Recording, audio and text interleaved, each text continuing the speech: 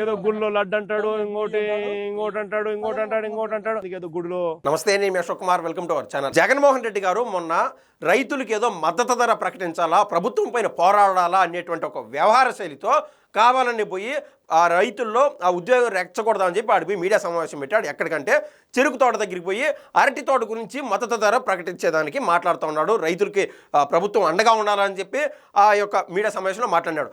ఆ క్రమంలో ఉన్నట్టుండి ఆయన ఏమి తట్టిందో ఆ మైండ్కి టక్కని డైవర్షన్లో భాగంగా ఆయన ఏం చేశాడంటే ఉన్నట్టుండి ఆ చంద్రబాబు నాయుడు ఏందో ఆ దేవుడు అంటాడో ఆ టెంపుల్ అంటాడని చెప్పి ఆ మాట జగన్మోహన్ రెడ్డి గారు ఏదైతే ఆ మాట అన్నారో హిందూ సంఘాలు ఇవాళ బగ్గుమంటున్నాయి. ఖచ్చితంగా హిందూ సంఘాలు ఈ రోజున డిస్కస్ చేసుకున్నాయి. అందరూ ఏకతాటికి పైకి వచ్చి జగన్మోహన్ రెడ్డి దగ్గర క్షమాపణ చెప్పాలనేటువంటి ఉద్దేశంలో ఇవాళ ముందుకెళ్తున్నాయి. ఏంద్రా విషయం అంటే జగన్మోహన్ రెడ్డి గారికి ఈరోజు వచ్చినటువంటి ఆ నిర్ణయం ఏదైతే ఆ మాట అన్నాడో అది ఇప్పటిది కాదు. ఆ కాలం నుంచి అంటే పుష్కర కాలానికి ముందు వైఎస్ రాజశేఖర రెడ్డి గారు సీఎంగా పనిచేసేటువంటి ఆ క్రమం నుంచే ఆ సమయం నుంచే మొదలైందనమాట ఈ దగ ఈ దోద అనేది. ఏంది రాజశేఖర రెడ్డి గారు అసలు ఏం చేశారు, జగన్మోహన్ రెడ్డి గారికి రాజశేఖర రెడ్డి గారు ఏ విధంగా ఇన్స్పిరేషన్ ఇచ్చారనేటువంటి మాట ఖచ్చితంగా ఈ వీడియోలో డిస్కస్ చేద్దాము.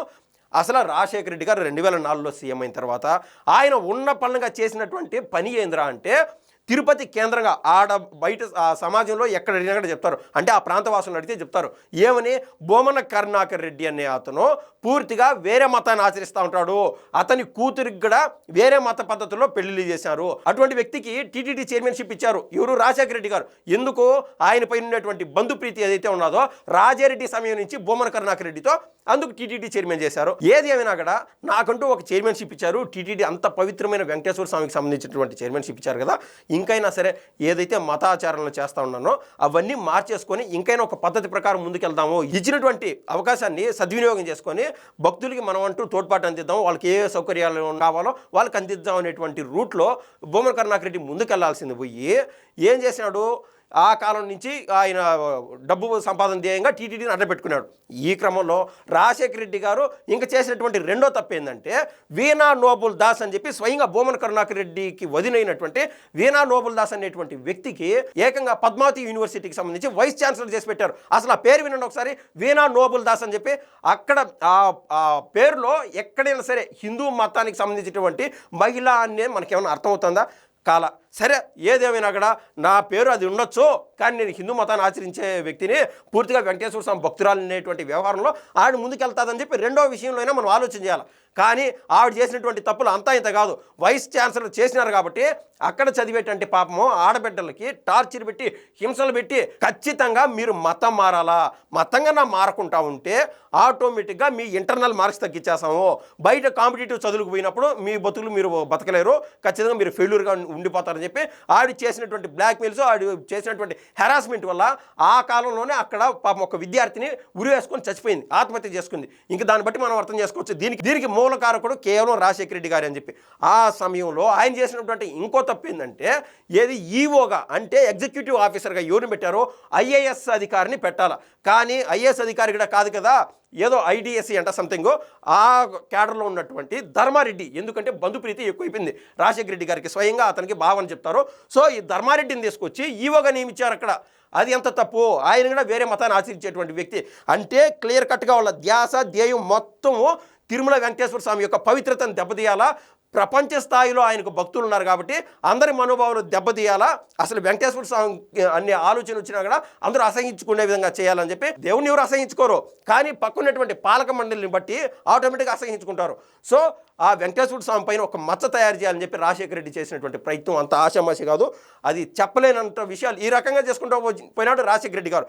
ఇంకా ఆయన చేసినటువంటి ఇంకో పెద్ద తప్పేంద్ర అంటే అక్కడ ఉండేది 2 కొండలే, మిగిలిన 5 కొండల్ని క్రిస్టియన్ కమ్యూనిటీకి సంబంధించి చర్చులు కట్టడానికి, అదేవిధంగా ముస్లిం కమ్యూనిటీకి సంబంధించి దర్గాలు కట్టడానికి, ఇంకా హోటల్లో గీటల్లో తయారు చేసేయాలని చెప్పి అప్పట్లో రాజశేఖర రెడ్డి గారు పూనుకున్నారనమాట. పెద్ద మిస్టేక్. అప్పట్లో హిందూ భక్తుల నుంచి తీవ్ర వ్యతిరేకత రావడంతో రాజశేఖర రెడ్డి గారు ఆటోమేటిక్గా ఆ విషయం పైన విరమించుకున్నారు. ఇంకా జమానా దాటి జగన్మోహన్ రెడ్డి గారు జమానా వచ్చినప్పుడు క్లియర్ కట్గా. అంటే ఏదైనా సరే ముఖ్యమంత్రి తన సతీమణితో పోయి పట్టు వస్త్రాలు దేవుడు సమర్పిస్తారు. ఆ విధంగా ఏ రోజు జరగల. కేవలం జగన్మోహన్ రెడ్డి గారే పోయి ఆ పట్టు వస్త్రాలకు సమర్పించడం అది చూసాం మనం. ఇంకా యాజ్ ఇట్ ఈస్ ఆ కాలంలో ఎట్ రిపీట్ అయిందో అదే విధంగా ఇప్పుడు కూడా రిపీట్ అయిపోయింది. అంటే కరుణాకర్ రెడ్డిని మళ్ళీ తీసుకొచ్చి టీటీడీ చైర్మన్ చేయడము, అదేవిధంగా ఈవోగా ధర్మారెడ్డిని నియమించడము, జగన్మోహన్ రెడ్డి చేసినటువంటి బిగ్గర్ మిస్టేక్స్, ఇంకా కరుణాకర్ రెడ్డి చేసినటువంటి ఆ తప్పులు అనుకోవాలో ఏ రకాన్ని అనుకోవాలో కానీ 300 కోట్లు తీసుకొచ్చి డెవలప్మెంట్లో భాగంగా టీటీడీకి అక్కడ ఏదైనా సరే ఆ మౌలిక సదుపాయాలు ఆ విధంగా కల్పించడం, లేకుండా భక్తుల యొక్క అక్కడ హోటల్కి వాటికి ఏదైనా డబ్బులతో ఏదైనా మరమ్మతులు చేయడం, అలా చేసినటువంటి ఏది లేకుండా క్లీనింగ్ విషయాన్ని కానీ 300 కోట్లు పేపర్ పైన ఉంటే ఈయన చేసినటువంటి బిల్లు 1200 కోట్ల రూపాయలు జగన్మోహన్ రెడ్డి గారు ప్రభుత్వం కాబట్టి ఆ ప్రభుత్వం నుంచి 1200 కోట్ల రూపాయలు దండుకున్నారు. అది పెద్ద మిస్టేక్. ఇంకా రెండోది, ఈయన స్వయంగా కరుణాకర్ రెడ్డి నాస్తికుడు, ఏది మనకు ఆల్రెడీ తెలుసు. ఇంకా అది అక్కడ ఉండేది నల్లరాయి అనేటువంటి చెప్పేటువంటి ఈ కరుణాకర్ రెడ్డిని ఆడ చైర్మన్గా పెట్టడం ఏంది, ఇంకా ఈవోగా ధర్మారెడ్డిని మళ్ళీ పెట్టడము, ఇంక ఈ ఈవోగా ధర్మారెడ్డిని పెట్టినప్పుడు ఇంకా కల్తీ నెయ్యి వ్యవహారము, వైవి సుబ్బారెడ్డిని వీళ్ళందరూ ఇన్వాల్వ్ అయ్యి కల్తీ నెయ్యి సృష్టించి చేసి ఆ తిరుమల లడ్డు యొక్క పవిత్రతను దెబ్బతీసి ఆటోమేటిక్గా ప్రధానమంత్రులకి, కేంద్ర మంత్రులకి, రాష్ట్ర స్థాయి మంత్రులకి, దేశ విదేశాల నుంచి వచ్చేటువంటి ప్రెసిడెంట్లకి అందరికీ ఇదే కల్తీ లడ్డు సమర్పించారు. తద్వారా అందరూ భయపడుతున్నారు. ఏంద్రా స్వామి అంటే ఆంధ్ర రాష్ట్రానికి పోతే ఈ విధంగా కల్తీ చేసేస్తారా అని చెప్పి అందరూ బాధపడేటువంటి సందర్భం.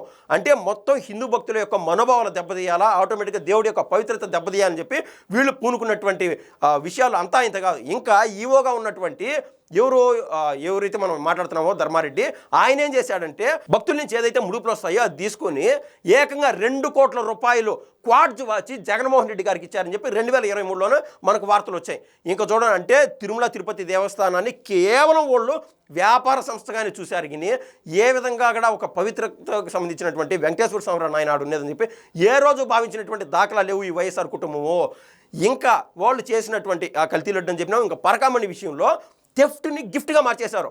ఒకరు ఆడ థెఫ్ట్ చేసి అంటే దొంగతనం చేస్తే దాన్ని దేవుడికి మళ్ళీ గిఫ్ట్గా ఇచ్చి, అంటే కొంచెం వాళ్ళు సంపాదించింది 100 రూపాయలు, దాంట్లో 12 రూపాయలు ఇచ్చారనమాట. ఏది చెట్టు కింద ప్లేడర్ మాదిర అక్కడ లోక్ అదాలత్లో సెటిల్మెంట్ చేసేసారనమాట. ఆ సెటిల్మెంట్ చేసేసి ఆ దొంగ దగ్గర గజి దొంగలు కొట్టేశారు. ఇంక ఎంత దారుణం చూడండి. అంటే బయటికి కూడా రాకుండా చేశారు ఇటువంటి వ్యవహారాలన్నీ. ఈ రకాన వాళ్ళు తిరుమల తిరుపతి యొక్క దేవస్థానాన్ని పవిత్రతను దెబ్బతీయాలని అదే ధ్యేయంగా ముందుకెళ్లారు. సో హిందూ భక్తులారా తస్మాత్ జాగ్రత్త. ఏదేమైనా కూడా క్రిస్టియన్ కమ్యూనిటీ కావచ్చు, లేదా ముస్లిం కమ్యూనిటీ కావచ్చు, ఎవరైనా సరే ఎవరి మతాలపైన వాళ్ళకి ప్రేమాభిమానాలు ఉంటాయని ఇతర మతాలను కూడా గౌరవించడం నేర్చుకోవాలా. ఇక్కడ అంటుంది ఇతర మతాలను ద్వేషించమని నేనైతే చెప్పట్లా. కానీ జగన్మోహన్ రెడ్డి గారికి, అతని కుటుంబానికి తిరుమల తిరుపతి దేవస్థానం మీద ఎందుకు ఇంత కక్ష, ఎందుకు ఇంత కక్షి సాధింపుల చర్యలు పాల్పడుతున్నారు, దాన్ని కేవలం ఒక వ్యాపార సంస్థగా ఎందుకు చూడాల్సి వచ్చింది? ఈ రోజైనా సరే జగన్మోహన్ రెడ్డి గారిలో చలనం వచ్చి, ఎందుకంటే ఆల్రెడీ 2 కేసులు ఉన్నాయి. ఒక పక్క పరకామణి, మరో పక్క కల్తీ నెయ్యి కేసు. ఆశమాసి కాదు, ఆ సిట్టు విచారణలు జరుగుతున్నాయి. అదేవిధంగా సిబిఐ సుప్రీంకోర్టుకు సంబంధించినటువంటి ఆ యొక్క యూనిట్ కల్తీ నెయ్యికి సంబంధించి ఆ విచారణ చేపడుతుంది. అయినా కూడా ఇట్టా టైంలో ఏమనుకోవాలో అహంకారపూరిత మాటలో, ఆ టెంపులో గింపులో లేకుండా అంటే ఆ దేవుడో గీవుడో అన్నట్టు ఏం మాటలు అయ్యి అసలు మాట్లాడేటప్పుడు, అంటే వెంకటేశ్వర స్వామి గురించి మాట్లాడేటప్పుడు ఎంత జాగ్రత్తగా, ఎంత భయంగా ఉండాలా. సో ఇది ఓవరాల్ విషయం. దీనిపైన మీ అభిప్రాయం తెలుపుతారు నేనైతే కోరుకుంటున్నాను. ధన్యవాదాలు.